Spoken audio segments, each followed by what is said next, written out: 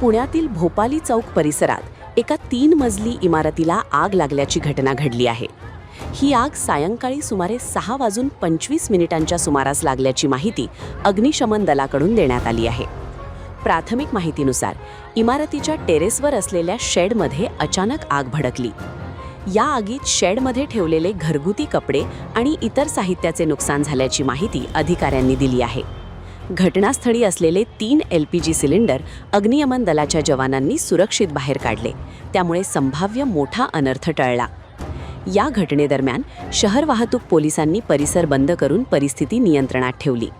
सध्या आगीचे नेमके कारण अद्याप समोर आलेले नसून त्याबाबत सविस्तर तपास सुरू असल्याची माहिती पोलिसांनी दिली आहे. तसेच या घटनेत झालेल्या नुकसानीचा अंदाज घेण्याचे कामही प्रशासनाकडून सुरू आहे.